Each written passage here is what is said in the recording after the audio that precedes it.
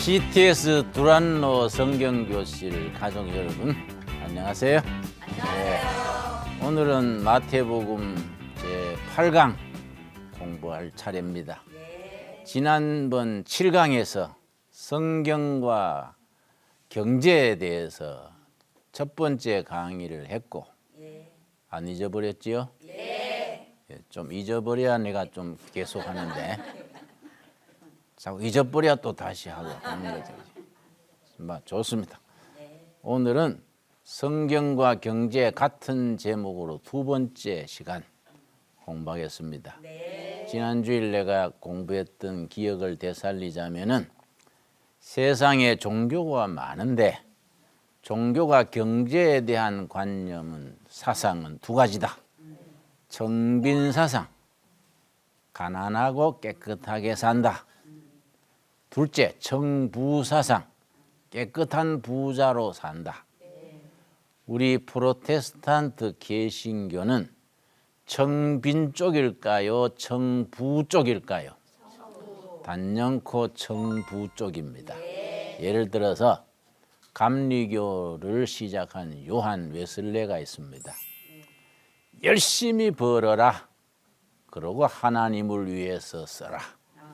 이 요한 웨슬레 선생의 가르침이고, 그 사람이 평생 일기를 썼어요. 일기에 뭐라고 되어 있느냐 하면은, 내가 20대 말에 수입이 30파운드였다. 영국 사람이니까 파운드, 미국은 달러고, 일본은 앵이고, 영국은 파운드. 내 20대 말에 한 달 수입이 30파운드였다.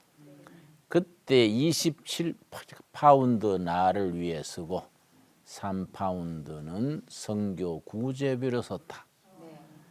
30대 말에 내 수입이 100파운드였다. 그때도 나를 위해서는 27파운드 쓰고 나머지 73파운드입니까? 73파운드는 선교 구제비로 썼다. 내가 40대 말에 내 수입이 300파운드였다. 나이 들고 관록이 붙으니까 수입이 오르는 거예요. 30파운드에서 100파운드로, 300파운드로. 300파운드였을 때도 나를 위해서는 27파운드 쓰고 273파운드는 선교 구제비로 썼다. 이게 개신교적인 재물관이에요. 다 하나님이 나한테 맡기신 것을 하나님의 뜻을 따라 쓰는 것이다. 그러니까 지난 시간에는 예수님께서 너희 보물, 너희 재물을 하늘에 쌓아두라. 세상에 흥청망청 뭐 다 하지 말고 하늘에 쌓아두라.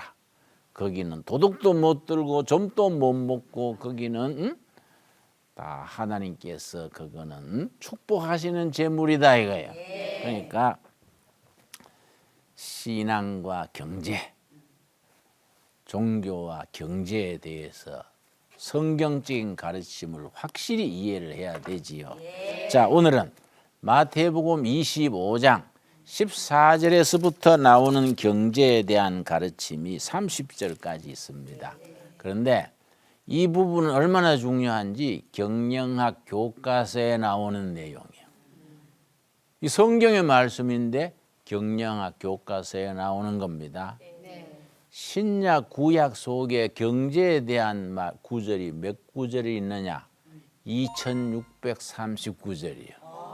그런데 교인들은 경제에 대해서 잘 안 배우는 거예요.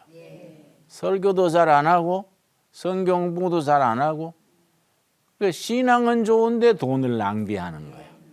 신앙은 좋은데 일할 때는 게으른 거예요. 왜냐? 성경적 생활 윤리가 부족한 거예요. 그런데 막스 웨버라는 독일의 사회학자가 독일 사회를 가만히 관찰을 해보니까 종교 없는 사람보다 종교인이 빨리 부자가 돼. 종교인 중에서도 이슬람, 불교, 힌두교 이런 종교인보다가 기독교인들이 빨리 성공하고 부자가 돼. 그거 이상하다. 기독교인 중에도 크게 봐서 캐톨릭 신자가 있고 개신교 신자가 있는데 프로테스탄트 개신교 신자가 있는데 캐톨릭 신자보다가 프로테스탄트 개신교 신자가 빨리 경제가 좋아지는 거예요. 사회 진출이 빠른 거예요. 학자니까 야, 그 이상하다. 학문적으로 좋은 글을 썼는데 지난 7강 때 소개한 프로테스탄트 윤리와 자본주의 정신 내가 소개를 했습니다. 그런데 그 책에서 자본주의라는 것은 프로테스탄트 신앙 윤리가 낳은 자식이다. 교회에서 설교 듣고 성경 공부하고 구역 활동하고 이런 것이 경제 윤리, 생활 윤리가 빨리 성공하게 한다. 이걸 이제 학문적으로 써가지고 신앙인들이 개신교 신앙인들이 자본주의를 발전시키는 밑거름이 됐다. 그래서 우리가 지금 자본주의 시대를 살고 있지요. 자본주의는 개신교 경제 윤리가 신앙 윤리가 낳은 자식이다. 그런데 자본주의가 건강하게 되려면 성경적인 생활 윤리가 있어야 돼. 신앙적인 성경적인 생활 윤리가 빠져버린 자본주의는 타락한 자본주의가 되는 거예요. 정신적인 영적인 기초가 없으니까. 그걸 천민자본주의 그래. 성경적 생활 윤리가 빠져버리는 자본주의를 천민자본주의. 그럼 천민자본주의 특징이 뭐냐? 성경적인 생활 윤리가 뒷받침되지 않는 자본주의가 타락한 자본주의, 천민자본주의가 되는데 천민자본주의는 특징이 세 가지다. 그 세 가지를 들어보면은 한국 자본주의는 많이 타락해 있구나. 그걸 우리가 느끼게 되는 거야. 이걸 고쳐야지. 어떻게 고치느냐? 좋은 약이 있어요. 신약, 구약이 있는 거야. 성경이 있는 거야, 성경.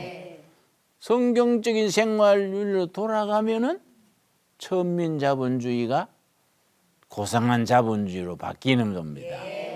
세 가지 특징이 첫째는 정경유착이에요. 정치와 경제가 짝짝꿍이 해가지고 국민 세금을 잘못 쓰고 경제를 망가뜨리는 거예요. 이 타락한 자본주의. 정권 잡으면 막 호화로운 술집에 가가지고 마시고 돈을 책상 밑으로 돈을 넣고 사과 깨짝에 돈 담아가지고 막 갖다 주고 이 정경유착이에요. 이러니 저러니 해도 요즘은 많이 맑아졌어요. 우리가 동남아시아 국가 중에 그런 정치적으로 제일 깨끗합니다. 우리가 동남아 가면 엄청나요. 중국 같은 데는 너무너무 부패했어요. 며칠 전에 자료를 보니까 중국 군대가 얼마나 부패했냐. 한 저장고에 비행기가 270대가 있었는데 23대밖에 안 남았어. 고철로 팔아먹어 버렸어. 그 기사가 났더라고. 그래서 해도 너무했다. 어? 부패. 두 번째 뭐냐? 두 번째 빈부격차예요. 부자는 점점 부자가 되고 가난비는 점점 가난해. 빈부격차예요. 그래서 가난한 사람들이 눈을 흘겨가지고 야 이놈의 세상 뒤집어야지. 어느 놈은 인삼 붓고 누구는 배추 뿌리만 먹냐. 누구는 얼어 죽고 누구는 대 죽냐. 이제 체제가 흔들리는 거예요. 빈부격차예요. 어느 정도 평등이 돼야 되는데 이거는 빈부 차이가 너무 나니까 이거는 문제가 되는 거예요. 세 번째는 뭐이냐? 도덕성이 떨어지는 거. 성적으로 혼잡하고 막 부정거래가 왔다 갔다 하고 대학교 입학하는데도 막 부정 입학을 하고, 또 치맛바람이 유명하잖아요. 치맛바람이 돈 갖고 담임 선생 뭐 이래 해가지고 뭐 요새는 그런 게 없지요. 적어졌지 있겠지만은 이게 천민자본주의 특징이에요. 첫째는 뭐라고요? 정경유착, 정치 경제가 짝짝꿍이 하는 거예요. 두 번째는 빈부격차예요. 세 번째는 도덕성이 문란해지는 거예요. 이 천민자본주의라. 이걸 고치는 데는 자본주의의 어머니가 되는 성경으로 돌아와야지. 자, 오늘 마태복음 25장 14절에서부터 그 얘기입니다. 14절. 또 어떤 사람이 타국에 갈 때 그 종들을 불러 자기 소유를 맡긴가 같으니, 어떤 사람은 하나님이에요. 종을 불러가지고 소유를 맡겼어. 소유를 맡은 사람을 청지기, 청지기. 그건 우리 성도들이에요. 주인 대신, 재물의 주인 대신 하나님이 우리들에게 소유를 맡겼어. 이걸 경제학에서는 소유와 경영의 분리 그래요. 소유와 경영의 분리. 소유주는 따로 있고 경영하는 거는 전문 경영인이 위탁받아 가지고 경영해서 이익을 주인한테로 돌리고 자기는 이제 월급을 타고. 소유와 경제의 분리. 경영학에 나오는 이야기인데 성경은 그대로지. 소유는 하나님, 주인은 하나님이에요. 우리는 하나님의 것을 맡은 청지기예요. 이 청지기 정신이죠. 청지기는 주인의 것이지 자기 거 아니잖아요. 정직함으로 근면함으로 잘 관리해가지고 이익을 올려가지고 주인한테 바치는 거예요. 이게 이제 선한 청지기지요. 이걸 요즘 말로 전문 경영인이라 그러지요. 자, 그런데 꼭 같이 갈라준 게 아니다. 15절 말씀. 각각 그 재능대로, 이 재능이란 말이 영어로는 태어런트예요. 태어런트, 재능대로. 태어런트로 나온 단어가 탤런트예요. 탤런트. 영화 탤런트. 유명한 영화 배우 있잖아요. 그 탤런트. 이게 마태복음 25장 15절에서 나온 말이요. 탤런트란 말이. 하나님이 각자에게 맡기신 연기의 탤런트다 이 말이에요. 이게 달란트야, 달란트. 각자 달란트가 다른 거예요. 응? 나는 열심히 성경 가르치는 달란트지. 여러분 잘 듣는 달란트예요. 안 졸고 열심히 들이 얼마나 착해요. 응? 그 달란트예요. 응? 여러분 아이고 짜증 난다고 나가버리면 어떡할 거예요. 그것도 달란트라, 달란트. 각자 달란트가 다른 거예요. 자, 각 재능대로 한 사람에게는 금 5달란트를, 한 사람에게는 2달란트를, 한 사람에게는 1달란트를 주고 떠났더니, 꼭 같이 하는 거는 공산주의가 실패하는 거야. 이건 평균주의야. 꼭 같이 못 사는 거야. 꼭 같이. 북한 가보면 알아요. 난 북한 여러 번 갔다 왔는데 평양을 내가 갔거든요. 길거리를 지나가는데 중학생들이 행진하는 거예요. 키가 중학생 키야. 그 중학생들이 수학여행 가나 하고 보니까 중학생 아니고 군인들이에요. 해방 이후 뭐 그동안에 못 먹어가지고 남한 어린에 비해서 평균 12cm가 작아요. 12cm가. 그냥 그만큼 못 먹었으니까 그래서부터. 그래서 나는 군대가 행진하는데 중학생인 줄 알았다니까. 응? 그만큼 북한이 어려워요. 그래서 이 자네들, 내가 여성 중에서도 너무 마른 여자들 보면은 그 북조선 여자처럼 왜 그래 말랐어요. 살이 좀 오르세요. 그랬더니 아이고 다이어트 하는데요. 다이어트 하다가 굶어 죽겠네. 안 그래요? 좀 토실토실하고 건강해 싱싱해야지 북조선여자처럼 바싹 말라가 눈이 쑥 들어가 있으면 그거 안 되지 거기. 그러니까 이게 평균주의야. 그는 평균주의. 평등이라는 것은 인권에 있어서 인간적인 대우로 평등이지 꽃같이 못 먹고 꽃같이 가난하고 이런 건 평균주의다 이거예요. 자, 그 사람의 달란트대로 5달란트, 2달란트, 1달란트 맡기고 떠났는데 5달란트 받은 사람이 어떻게 했느냐? 16절. 5달란트 받은 자는 바로 가서 그것으로 장사하여 또 5달란트를 남기고 부지런하게 이걸 사업을 한 거예요. 부지런하게 활동해가지고 5달란트를 주인한테 받았는데 몇 달란트 만들었다고요? 10달란트 만든 거예요. 그러니까 충실한 청직이지. 그런데 1달란트 받았던 친구는 깨어러 가지고 땅에 묻어놓고 딴짓한 거예요. 나중에 주인이 와서 해물하는데 19절 이 중요합니다. 오랜 후에 그 종들의 주인이 돌아와. 신앙적으로 주인이 누구라고요? 하나님. 주인이 돌아와 그들과 결산할세. 인생 다 살고 우리가 천국 가서 계산하는 거예요. 응? 평생 어떻게 살았나? 하나님이 너한테 준 달란트를 잘 늘여가지고 10달란트 만들었느냐? 2달란트를 부지런히 4달란트를 만들었느냐? 혹은 1달란트 받았던 사람이 땅에 묻어놓고 게으르게 지냈냐? 결산하는 거예요. 그런데 하나님께서 5달란트 받았던 사람이 10달란트 가져오니까 칭찬하는 거예요. 그게 21절이에요. 21절. 자, 그 주인이 이르되 잘하였도다.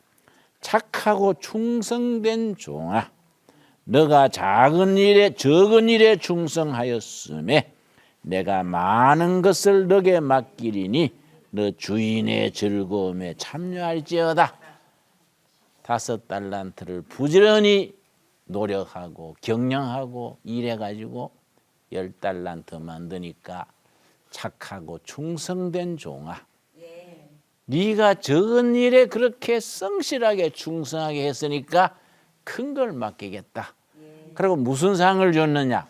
주인의 잔치에, 천국 잔치에 초청하는 거야. 우리도 열심히 부지런히 성실하게 살고 나중에 다 천국 잔치에서 같이 만날 수 있기 바랍니다. 이 중에 게을러 가지고 1달란트 묻어놨다가 천국 잔치에 참여 못하고 뒤에 보면은요, 이 악하고 게으른 종아. 그래서 26절이요. 26절. 1달란트 그대로 가지고 그걸 경영 관리하지 못했던 종을 꾸지람하는데 26절. 그 주인이 대답하여 이르되 악하고 게으른 종아, 나는 심지 않은 데서 거두고 해치지 않는 데서 모으는 줄로 너가 알았느냐? 꾸지람하고 이자를 밖에 어두운 데 쫓아내라. 아주 엄숙한 심판의 말씀이지요. 이게 우리가 하나님 앞에서 우리 맡은 건강, 청춘, 기업, 재물을 잘 관리해야 될 책임이지. 그러니까 우리가 맡은 재산, 건강을 잘 관리해야 돼요. 건강도 하나님이 주신 건강이잖아요. 이걸 잘 다스려야 되는 거예요. 나는 지금 79살인데 70살 때 지금 산에 들어갔거든. 동두천에. 그때는 막 몸이 약해가지고 30분 설교하면 1시간 누워 있어야 됐어. 산에 가서 열심히 밭에 일하고 산에 등산하고 부지런히 했더니 지금은요 5시간 설교해도 까딱 없어. 관리해야 돼. 관리. 건강도 관리해야 되고 재물도 관리해야 되고 인간관계도 관리해야 돼. 이 관리하는 사람을 정직이 선한 정직이요. 여러분 다 하나님 맡기신 것을 잘 관리하는 선한 정직이들이 될 수 있기를 바랍니다. 그래서 하늘나라 천국 잔치에 초대받아야 돼. 우리 다 같이 갔는데 이주에 한서 빠져버려 봐. 정옥이는 왜 안 왔지? 그러면 그 정옥이는 악하고 게을러서 밑에 동네 갔어. 밑에 동네. 응? 안 되지요, 안 되지. 그러니까 이게 신앙과 경제는 같이 나가야 돼. 그렇지요? 그러니까 청빈 사상은 성경적이 아니야. 옛날 우리 어른들이 잘못된 사상을 가진 겁니다. 옛날 시에 나 물 먹고 물 마시고 팔을 베고 누웠으니 대장부 살림살이 이만하면 조카도다. 쓸데없는 소리지, 그지? 우리 어른들이 나 물 먹고 물 마시면 영양실조 걸리지. 팔을 베고 누우면 신경통 걸리지. 사람이 자세가 반듯해야지. 잘 때 반듯하게 자야지. 팔 베고 누워 자면 신경통 걸려가지고 만날 어깨 주물러라 그러고 안 되지.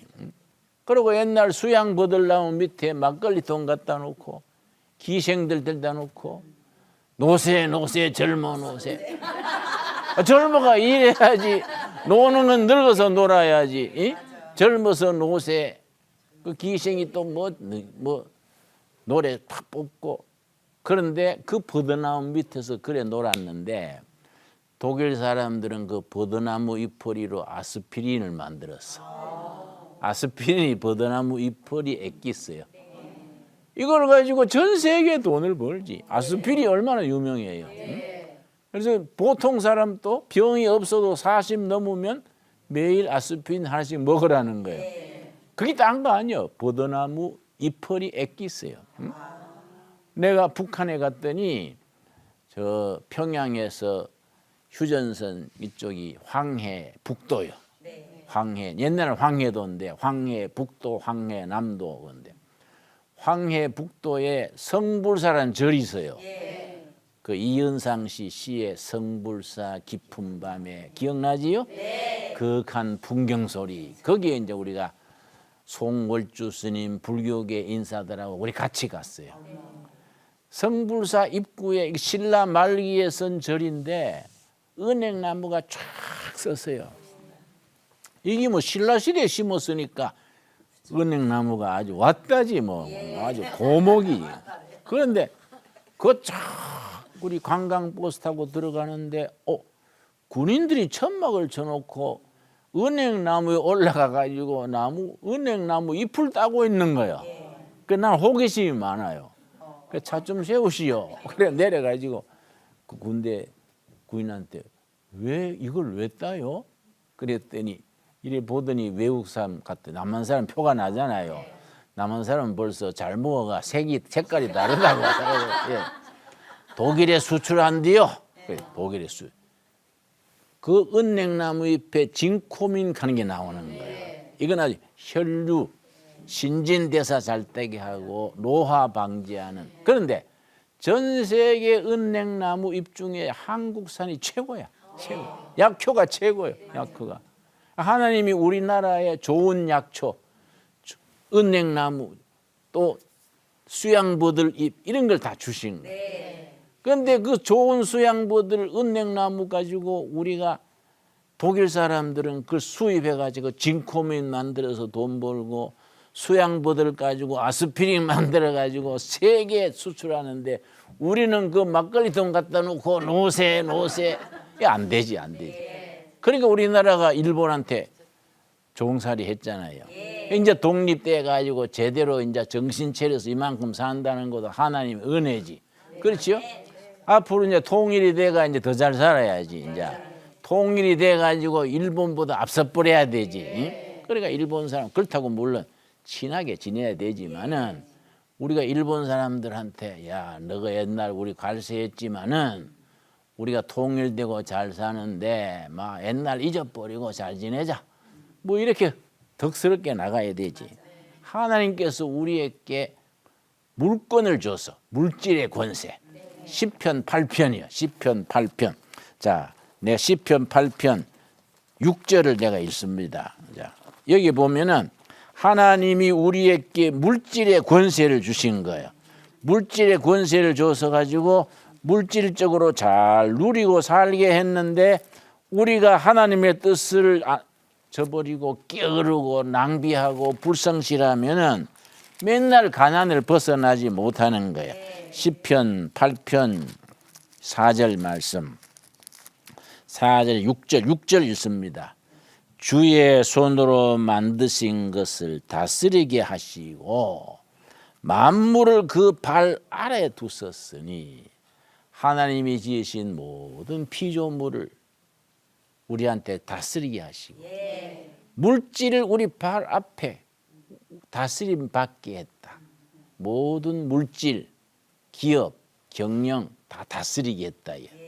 그 다스린다는 말이 히브리어로 라단데 경영한다, 보존한다, 관리한다.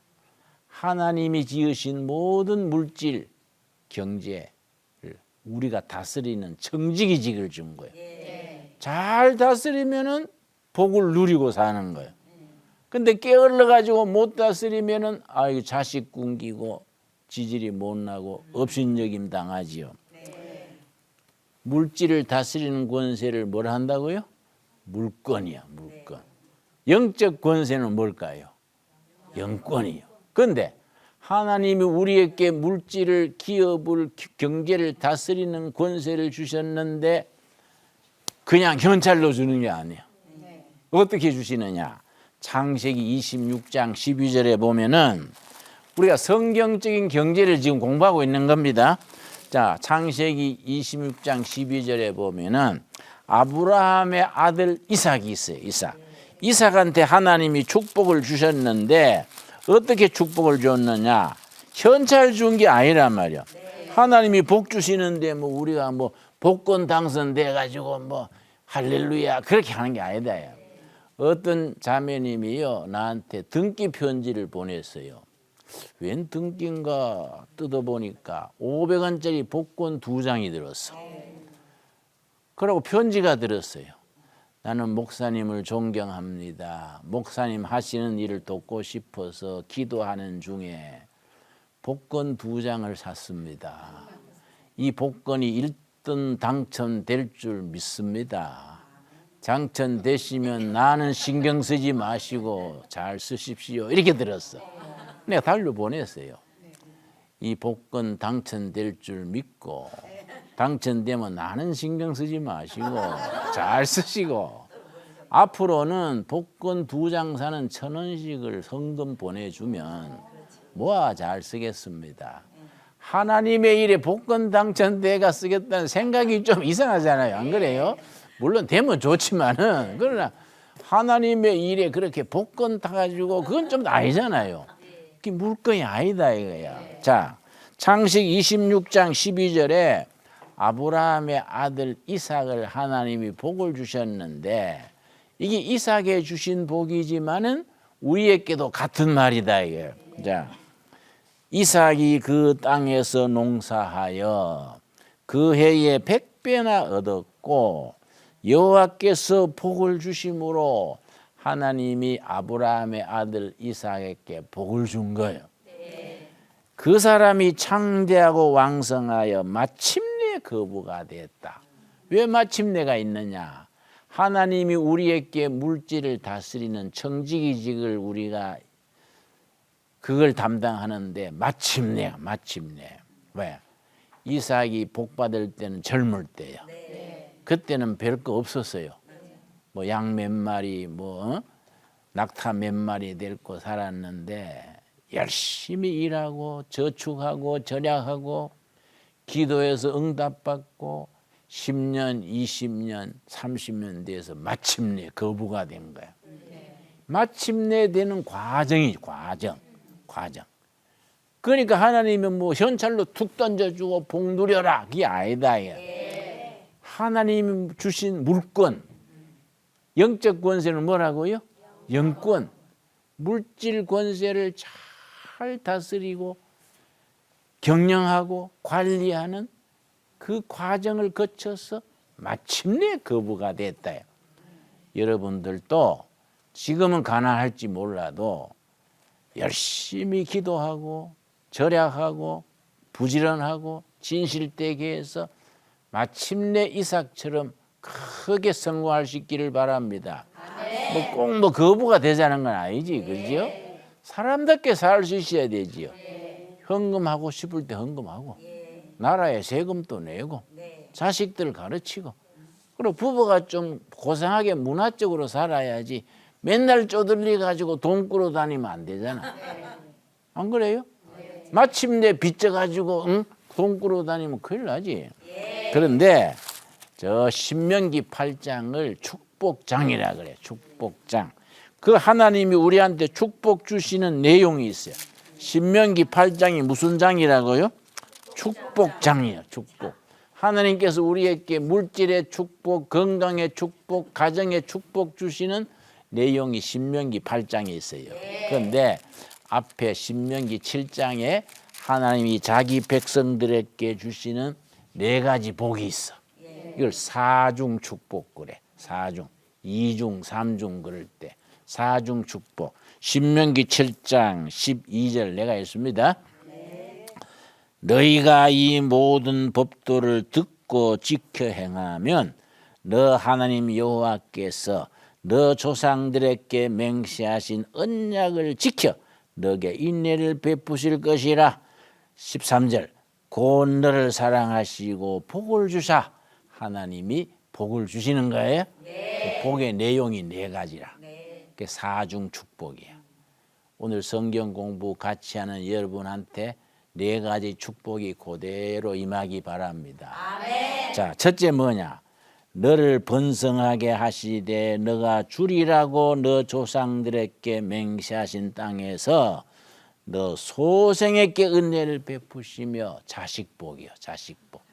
소생에게 은혜를 베푸시며 부모는 좀 고생하고 번디 장사하고 뭐 청소하고 살아도 자식이 잘 되면 번듯하잖아요. 농사 중에 최고의 농사가 자식 농사예요. 첫 번째 복이 자식 축복이요. 여러분한테 자녀 축복이 있기를 바랍니다. 자, 2번째가 뭐냐? 너 토지 소산과 곡식과 포도주와 기름을 풍성하게 하시고 토지 소산의 축복, 토지의 축복, 토지의 축복. 3번째가 뭐냐? 너 소와 양을 번식하게 하시리니 소떼 양떼가 번지는 거예요. 우리 두레마을에 산양을 먹여요. 지난해 5마리를 시작했는데 지금 20마리야. 1년 만에. 금년 말에는 40마리 될 거예요. 왜냐? 지금 이제 새끼들이 들은 거예요. 2마리씩 평균 놓습니다. 그런데 이 쑥놈을 놓으면은 막 집어 던져버려 그래요. 왜냐? 젖을 짜야 되는데 양젖이 그 아주 좋은 거거든요. 우리 양젖이 파는데 항상 젖이 모자라요. 값도 좋고. 그런데 쑥놈 놓으면 젖이 안 나오잖아. 그러니까 산양 암컷이라야 축제가 벌어지는 거예요. 그 이제 20마리. 금년 말 되면 40마리. 이게 한 200마리쯤 하려고 그래. 그럼 1년에 한 수익이 2억쯤 될 거예요. 짭짤하잖아요. 우리 같이 좋잖아요. 그런데 이거는 이게 좋아요. 먹이 좋아요. 산에 식렁쿨 풀베다 먹이면 되는 거예요. 야, 돼지나 소는 수입 사료 먹이잖아요. 산양은 풀베다 먹이면 돼. 풀베다. 사료 사 먹이는 거는 그저 한 10% 20% 하면 돼. 그러고 산양은 노인들도 몰고 다니기 쉬운 거예요. 아침에 문 열어놓고 풀어놓으면 산에 뜯어먹다가 저녁에 종 땡땡 치면 오는 거예요. 쉽잖아요. 그러니까 가축대 축복이에요. 가축대 축복. 그리고 우리 벌통이 230통이에요. 230도 많아요.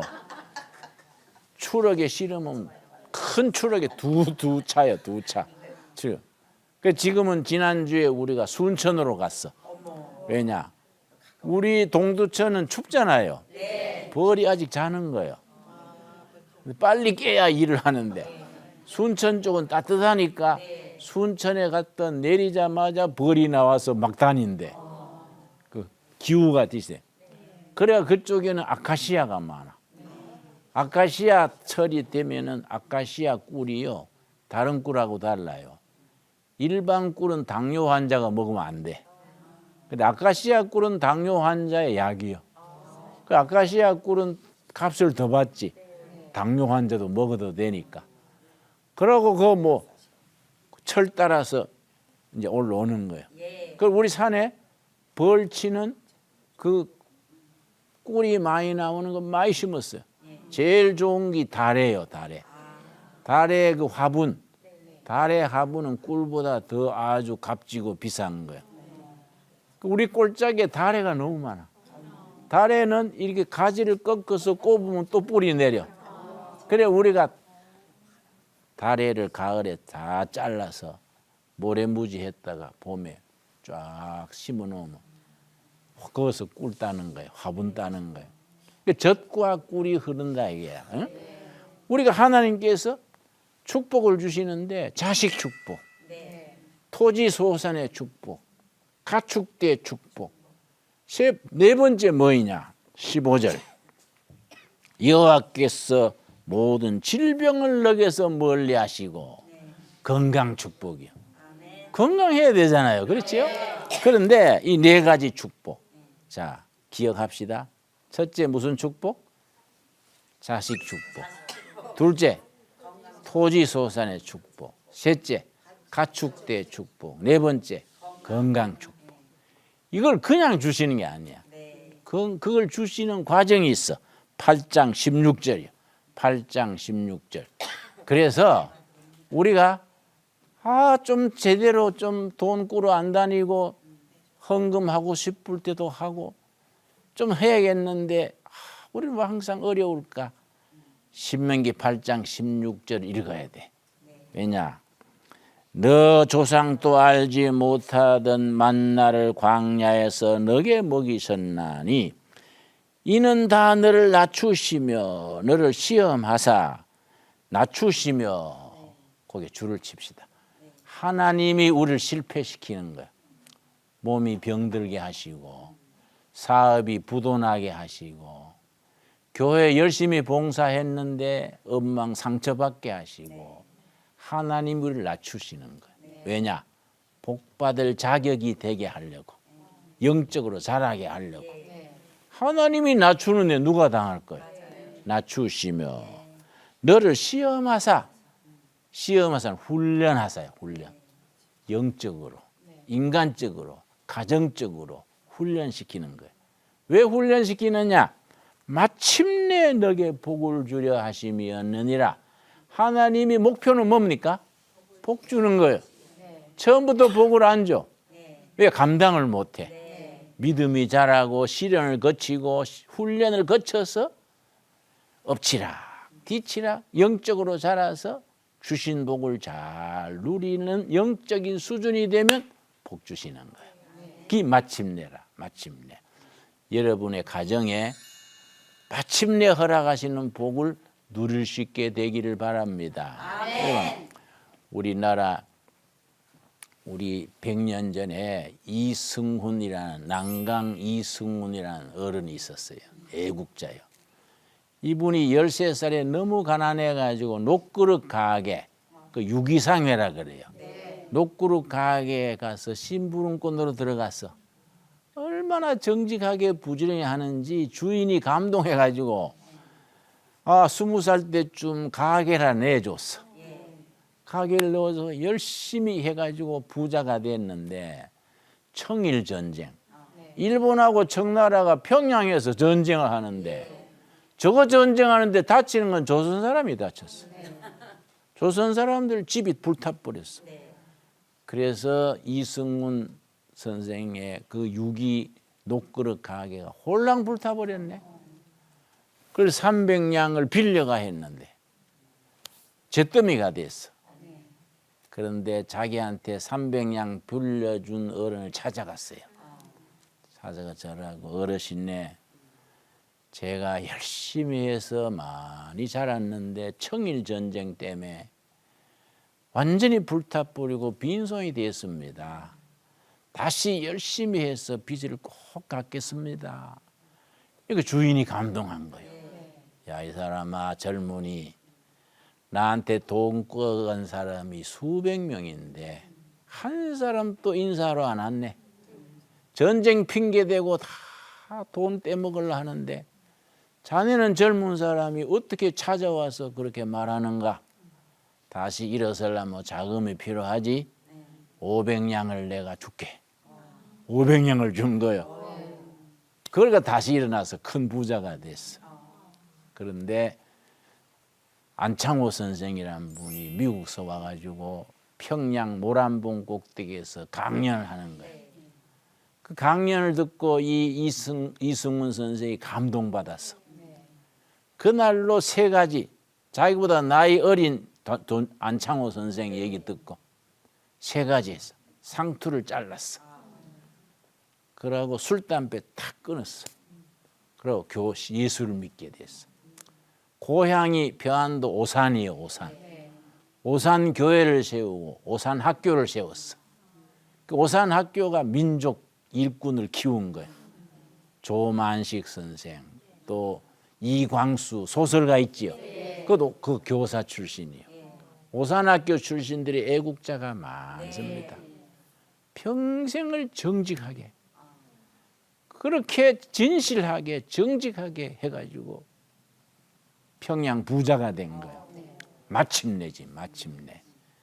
여러분의 가정에, 여러분의 앞날에, 여러분의 자녀들 중에 마침내 재물의 축복, 건강의 축복, 토지의 축복, 가축대 축복, 자식 축복이 이루어지기를 바랍니다. 그래서 성경은 뭘 말해주느냐? 참된 경제적으로 우리가 부유하고 성공하려면 하나님의 말씀대로 살아라. 말씀을 배워서 잘 지키고 살면은 자녀 축복, 건강 축복, 토지의 축복, 가축대 축복, 요즘 말하면은 현찰의 축복, 부동산 축복, 자녀 축복, 건강 축복. 그 축복이 말씀을 통해서 여러분에게 임할 수 있기를 바랍니다. 그 난강 이승훈 선생이 뭐 따로 있는 게 아니에요. 이승훈 선생이 정말로 예수 잘 믿고 교회 세우고 그 마을 전체가 예수 믿었어. 이 사람 전도해가지고. 그렇게 성실하게, 정직하게, 근면하게, 또 절약하고 성실하게 사니까 복을 안 받을 수 없는 거지. 우리가 그런 신앙인들이 될 수 있기를 바랍니다. 거기까지. 감사합니다.